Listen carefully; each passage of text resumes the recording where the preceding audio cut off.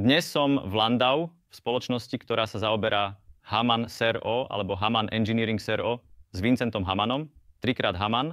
A chcem dnes zistiť, čo vlastne Comprex je, aký je to postup, čo je to za službu a aké sú jej výhody. Presne tak. Takže jeden celkový prehľad o Comprexe, vlastne všetko jasné. Som naozaj úplne veľmi rád, že si tu možno ešte trochu... Áno, čo je Comprex, čo je Hamann, existujeme už 27 rokov, možno aj trochu dlhšie, ale ja som v spoločnosti ešte tak dlho nebol. Viete, je to naozaj dlhá doba. No, v každom prípade dôkladne a komplexne čistíme potrubné systémy, to je taká podstata. A to robíme, ako som už povedal, už 27 rokov. Máme vlastný patentovaný postup, Comprex postup, s viacerými patentmi pre rôzne aplikácie. Začali sme v komunálnej oblasti, to znamená v podzemných potrubiach na pitnú vodu. Potom sme niekedy začali čistiť aj tlakové potrubia na odpadovú vodu. Je to rastúca oblasť, pričom sa zvyčajne pohybujeme skôr v hygienickej oblasti, ktorá od komunálnych vodovodných potrubí, to bol logický krok povedať, dobre, teraz prejdeme na menšie menovité priemery v budovách, to znamená teplé a studené vodné cirkulácie, aj vykurovacie systémy. Treba však povedať, že tam sme vždy taká posledná záchrana. Takže keď všetko ostatné zlyhalo, keď ide o legionely alebo podobné témy, prídeme my a v podstate v skutočnosti pokúsime sa zachrániť situáciu. Dobre. A často sa to podarí. Ja ako laik v tejto oblasti si predstavujem čistenie potrubia tak, že sa ním prepláchne voda a je hotovo. Alebo sa pridá ešte chémia a je hotovo. Ale u vás to vyzerá trochu inak. Presne tak. Náš Comprex postup je založený na fyzikálnych efektoch.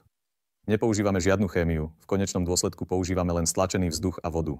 Normálne, tradične existujú vodné preplachy, otvoriť kohútik a nechať vodu tiecť. Samozrejme možno ešte pridať čerpadlo. Aj takéto niečo ponúkame, že napríklad pripojíme sacie čerpadlo, aby sme dosiahli vyššiu rýchlosť v systéme. Ale to, čo robíme hlavne, je Comprex postup. Je to prakticky impulzné preplachovanie povýšené na ďalšiu úroveň. Takže myšlienka spojiť vzduch a vodu v potrubí, aby sa trochu zvýšila prietoková rýchlosť, nie je nová.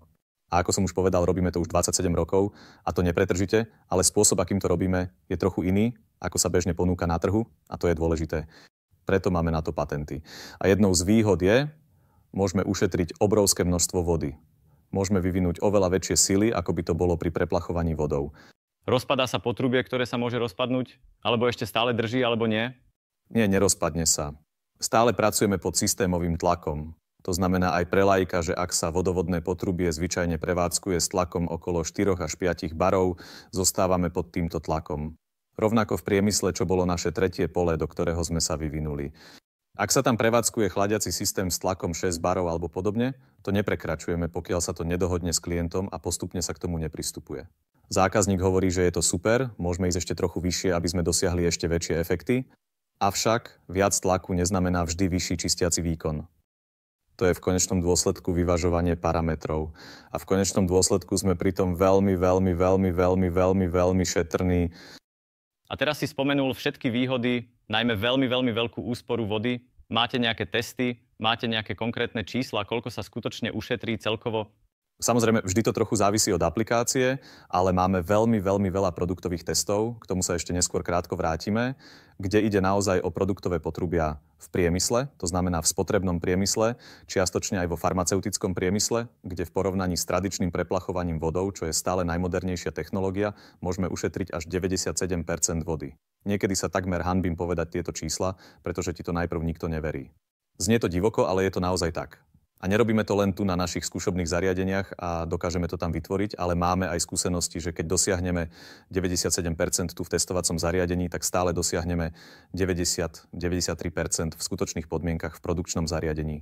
A k tomu, to sú veľmi obrovské úspory. To je tiež to, čo u nás momentálne vytvára obrovský nový trh.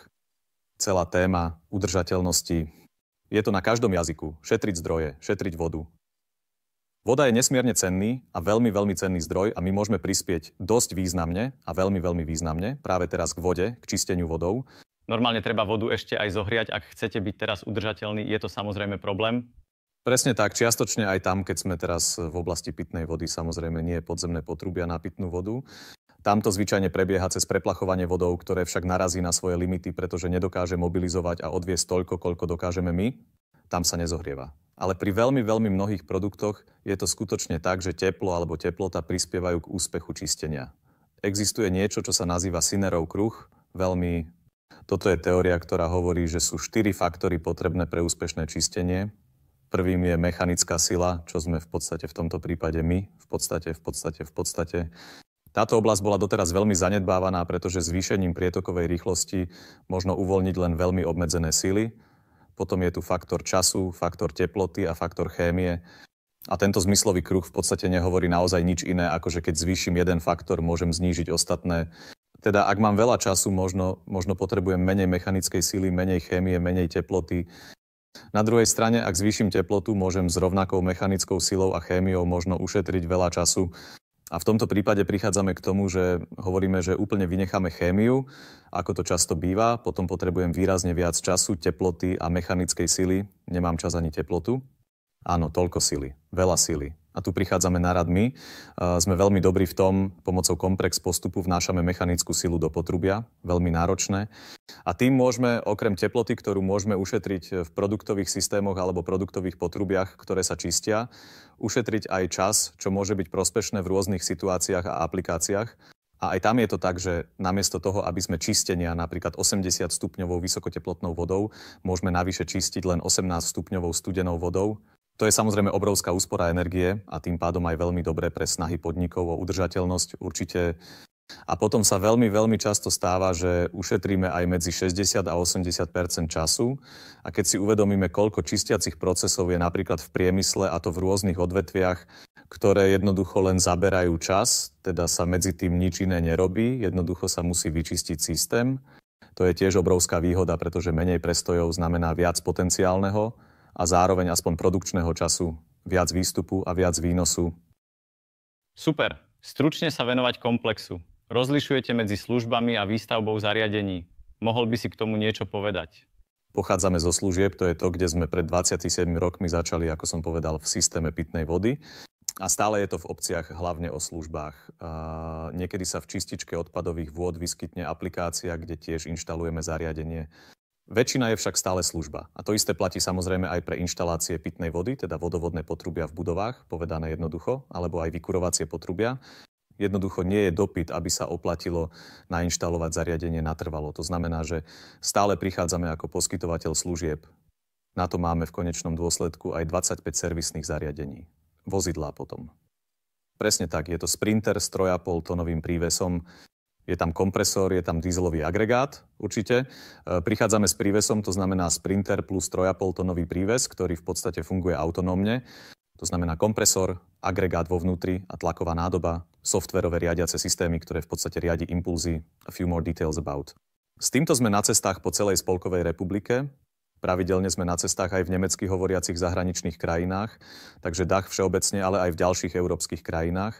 Takže ak je potreba a zákazník to chce v konečnom dôsledku, cestujeme po celej Európe. Super, dobre. O prístavbe urobíme ešte samostatné video. Aktuálne je toho ešte trochu viac na rozprávanie, takže myslím, že to bol už veľmi dobrý prehľad. Navyše, ak som teraz ako priemyselný zákazník, ktorý je určite presvedčený o komplexe, a poviem si, že to naozaj chcem vyskúšať, ako sa k tomu dostanem? Ako vás dostanem do svojho zariadenia? Jednoducho zavolajte. Jasné, kontaktujte nás. A potom existujú rôzne možnosti. Vždy to závisí od použitia a problému, ktorý má zákazník. Buď prídeme so službou, čo väčšinou ide ruka v ruke s predbežným plánovaním. Namiesto príde jeden z našich inžinierov, ak má systém určitú zložitosť. Ak ide len o výmenník tepla alebo veľmi malý, jednoduchý systém, dá sa to samozrejme vyriešiť aj online prostredníctvom Teams meetingu alebo podobne. A samozrejme aj cez Planwerk, keď sa trochu skomplikuje. Najprv príde inžinier, pozrie si celé, zdokumentuje to a potom sa dohodne s klientom na mieste, čo možno bude potrebné prestavať. Veľa prestavieb nepotrebujeme, ale niekedy sa tomu jednoducho nedá vyhnúť. Potom sa napíše správa, že všetko prebieha čo najhladšie, keď prídeme na miesto. A potom príde technický tím, 1, 2, 3, 4 ľudia podľa toho, čo je potrebné. Jednosmenná prevádzka, viacmenná prevádzka, víkend, všetko v konečnom dôsledku nie je problém. Tak, ako to zákazník potrebuje. To je ako jedna z možností. Ak je to teraz jednorazová záležitosť, ktorá sa stane len raz za rok alebo tak, a potom existujú ešte rôzne iné možnosti, ak to bude dlhšia akcia, ktorá bude trvať dlhšie alebo dlhšie a možno aj dlhšie. Máme tu za sebou zariadenia, ktoré sú na vstrekovanie plastov, ako sú vstrekovacie formy. Ak si teraz zákazník chce vyčistiť všetky svoje nástroje, nie je to ekonomické, ak tam budeme celý deň pobehovať s 2 ľuďmi. To znamená, že existuje aj možnosť, že si zákazník napríklad na niekoľko týždňov možno prenajme jedno z našich mobilnejších zariadení, napríklad dostane zaškolenie, potom sa na ne nahrajú programy, ktoré sú do istej miery vhodné pre jeho nástroje, ale dajú sa ešte prispôsobiť a potom ich môže používať sám. Zariadenia sa potom vrátia späť a vyúčtujú sa. Potom existujú stacionárne zariadenia, ako tie, ktoré stoja za mnou, v rôznych vyhotoveniach, teda aj s rôznymi hygienickými normami, ktoré musia byť dodržané, od inštalácie v čističke odpadových vôd s relatívne nízkymi normami až po farmaceutické prevádzky. A tie môžu byť na prvý test aj prenajaté, aby sa dalo povedať, dobre, pozrite sa, ako sa dajú integrovať napríklad. Pozrite sa, ako sa dajú integrovať. Je to skôr zriedkavé. Normálne to prebieha tak, že sa u nás v technickom oddelení robia produktové testy a potom možno ešte jeden test na mieste s jedným z našich servisných tímov. To je potom výhoda, že nerobíme len výstavbu zariadení, ale aj služby a naopak. To znamená, že môžeme najprv vykonať testy a potom nainštalovať zariadenie. Zákazník povie, dobre, roky využívam tieto služby, to však chcem mať vo svojom vlastníctve a trvalo využívať. Potom sa môže ísť rovnakou cestou. V každom prípade sa potom nainštaluje zariadenie alebo sa navrhne, hovorí sa s klientom, aké sú požiadavky, koľko zariadení je možno potrebné. Aký je aj ekonomicky najrozumnejší prístup, aby nebolo potrebné umiestniť zariadenie na každú výrobnú linku. Ide jednoducho o redundanciu. Chce čistiť paralelne alebo chce čistiť jedno po druhom. To znamená, že plánujete konkrétne s klientom, čo je potom aj najekonomickejšie? Správne. Snažíme sa nájsť najlepšie riešenie pre všetkých zúčastnených. Potom sa zariadenia nainštalujú a integrujú.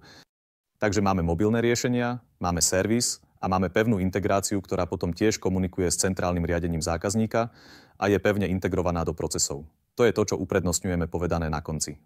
Dobre. A keď si zariadenie naozaj kúpim stacionárne, kupujem ho naozaj vždy alebo si ho prenajímam? Sme relatívne otvorení. Ako každá spoločnosť samozrejme premýšľame o tom, aké sú ďalšie možnosti. Momentálne je to skutočne tak, že v skutočnosti existuje strednodobá možnosť dlhodobého prenájmu, že napríklad najprv povie, dobre, teraz to mám u seba na rok, takže je to skôr pre mobilnejšie jednotky, aby si zákazník mohol ešte niečo vyskúšať, pretože existuje veľmi, veľmi veľa oblastí použitia. Takže okrem produktového potrubia môžete robiť chladiace okruhy, čistiť výmenníky tepla a podobne. A práve teraz máme opäť zákazníka, robili sme tu testy, páči sa mu to, výsledky sú dobré. Teraz to však chcú ešte viac vyskúšať. Prenajmú si zariadenie na 3-4 mesiace, ktoré tam bude nainštalované. Potom sa príjme rozhodnutie, že či sa pustíme do skutočného návrhu zariadenia. Máme štandardné riešenia, s ktorými sa dá do určitej miery niečo vyskúšať. Napríklad, a keď ide o veľmi konkrétne riešenie s veľmi presným alebo konkrétnym profilom použitia, potom môžeme samozrejme prejsť na jemné doladenie. Dobre, myslím, že máme všetko. Dobre, teraz máme všetko. Tešilo ma, že som tu mohol byť. Bolo zaujímavé získať prehľad o Comprexe a dúfam, že obaja. Dobre, možno si teraz skutočne počul niekoľko nových vecí. Myslím, že áno, aj keď som tu už tak dlho. Áno, vždy niečo nové. Veľmi pekné, veľmi dobré. Dobre, že ste tu boli až doteraz.